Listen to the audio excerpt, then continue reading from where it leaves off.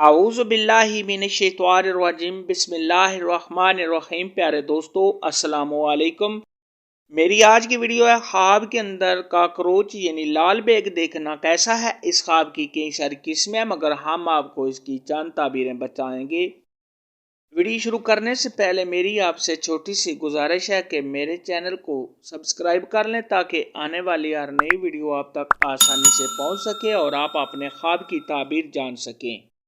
خواب کے اندر اگر کوئی شخص کاکروچ دیکھے، یہ کسی کمینے، بد کردار اور غلیظ انسان سے واسطہ پڑنے اور بدنام ہونے کی علامت ہے۔ خواب کے اندر اگر کوئی شخص کاکروچ کو دیکھ کے ڈرتا ہے تو یہ کسی برے انسان سے واسطہ پڑنے اور اس سے ڈرنے، اس سے کوئی نقصان پہنچنے، بیمار ہونے اور کسی نقصان کے ہونے کی علامت ہے۔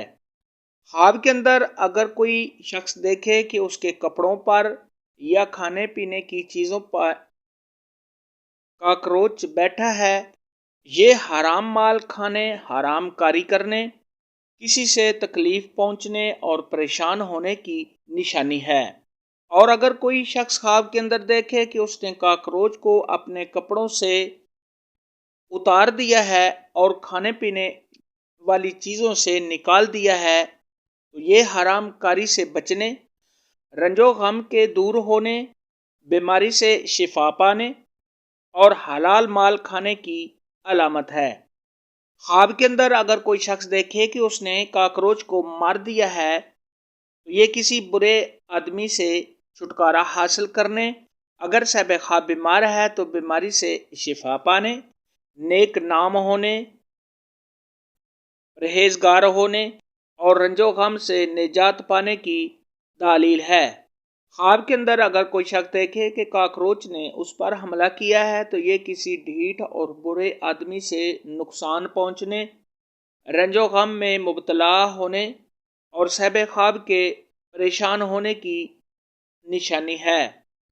خواب کے اندر اگر کوئی شخص دیکھے کہ کاکروچ نے اس کو کاٹا ہے تو یہ کسی برے آدمی سے نقصان پہنچنے، اس سے تکلیف پہنچنے، بیماری میں مبتلا ہونے اور رنج و غم کے اٹھانے کی نشانی ہے۔ خواب کے اندر اگر کوئی شخص دیکھے کہ اس نے کاکروچ کو واش روم میں یا اپنے کمرے میں دیکھا ہے تو یہ رنج و غم میں مبتلا ہونے، صاحب خواب کے بیمار ہونے، تنگ دست ہونے، اس دو مرتبہ سے گرنے اور کسی سے رنج و غم پہنچنے کی علامت ہے۔ کاکروچ کے متعلق آج کی ویڈیو میں اتنا ہی تھا۔ اگر آپ کا کوئی اور خواب ہے جس کی آپ تعبیر پوچھنا چاہتے ہیں تو نیچے کامنٹ میں مجھے ضرور بتانا۔ میری ویڈیو کو لائک اور شیئر لازمی کرنا۔ اللہ حافظ۔